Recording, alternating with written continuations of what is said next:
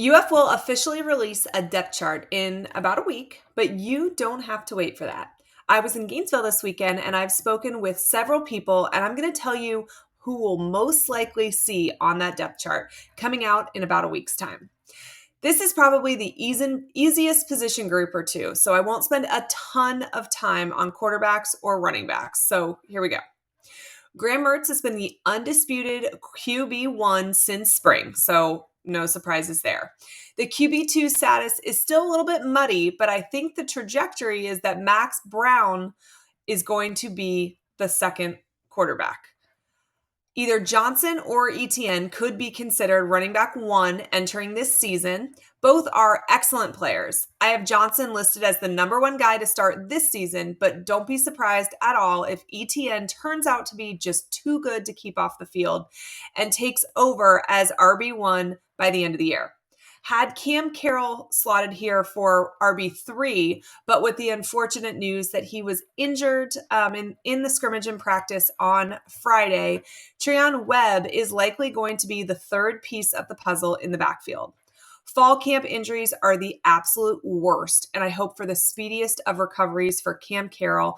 He was looking so good out there, and I am so sorry that this happened to him. Injuries in fall camp really suck.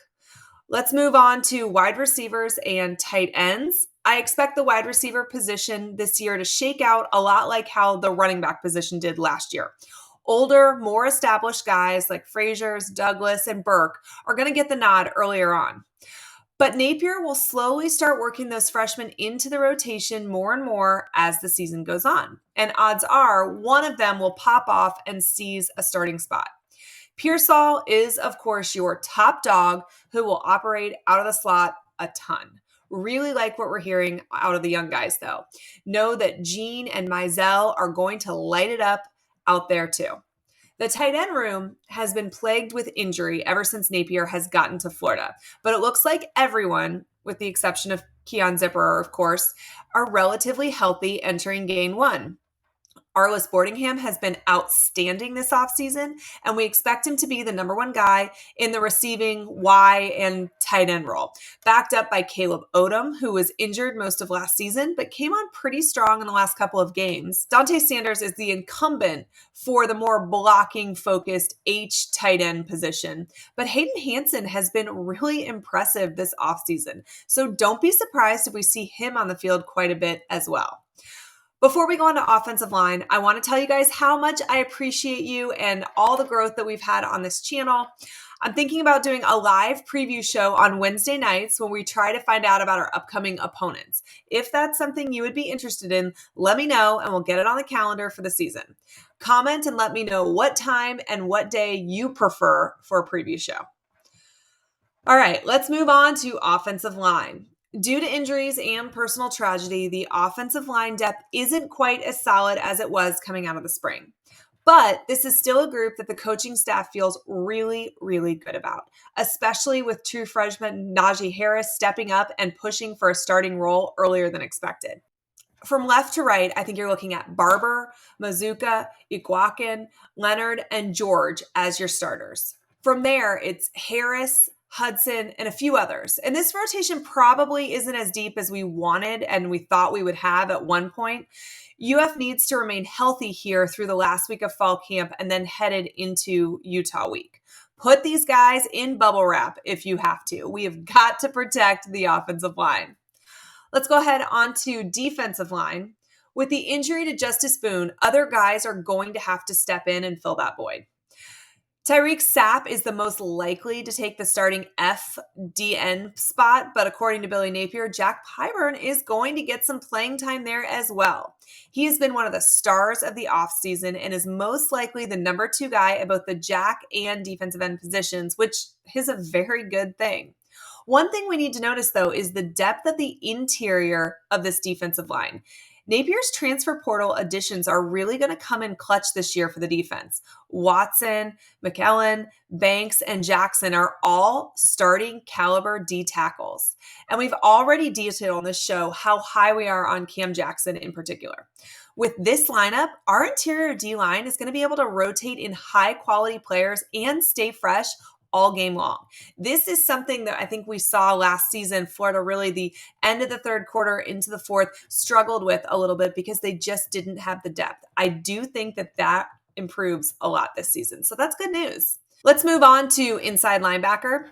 Depth is much improved at inside linebacker as well. Shamar James, Tejada Mitchell, and Derek Wingo are all guys that I think Napier would be comfortable with starting. And Scooby Williams isn't far behind either. Scooby has an exciting level of versatility to his game, and he can play inside, or he can attack the quarterback off the edge. Nunnery and Spurlock both may need a little bit of development, but they both have high upside. Saw some good things out of Spurlock when I watched a scrimmage on Friday.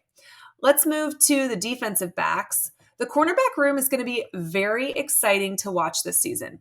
Assuming improved defensive line play, Jason Marshall is in a prime position to have one of the best cornerback seasons in college football this year.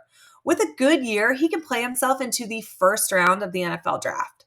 Kimber and Moore both showed flashes of elite potential last season, and another year in the system with Corey Raymond is only going to help them. In addition, freshmen Jakeem Jackson and Dijon Johnson have been really, really impressive this fall camp.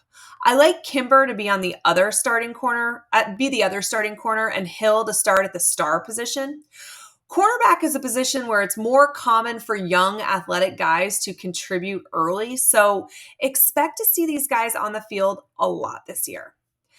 It's not exactly a secret that depth at safety is a bit thin, especially on experience right now, but with contributions from guys in the star position and the quality of player that Napier has brought into that defensive back room from high school ranks, this room still has the potential to be really solid. Moten and Mitchell are likely guys that I'd name starters today if I had to project it, but don't be shocked to see Kamari Wilson in there bouncing around as well. Last but certainly not least is special teams, or as Billy Napier likes to call them, the game changers. Jeremy Crawshaw is going to be good for us this season. He is a known commodity at this point. Hopefully, we're not going to need him too much though. Kicker, on the other hand, is actually a little more certain now, as Napier had mentioned that Mahalik will be handling field goals and Trey Smack will be handling kickoffs. Trevor Etienne should be the starting kick returner, and he's going to make some big plays. As we saw last season, our return game instantly got better as soon as they put him in. Pearsall is expected to have similar success at punt return. He's going to be one of the best playmakers this year for the Gators, and Napier is going to take every chance he can to put the ball into Pearsall's hands. Our three freshman wide receivers, though, especially Wilson, will definitely get opportunities to prove themselves in the return game. Hopefully, one of them can break out and be a true game changer for the Florida Gators this upcoming season. So there you have it. That's my projection for the Florida Gators depth chart that will likely be coming out this week. What are your thoughts? Anyone that you're expecting to blow up and jump into the starting role or into the two deep? We've got big expectations for this season and know that there's a lot riding on it. In fact, we spoke with Andy Staples from On3 about just that. And here's his take.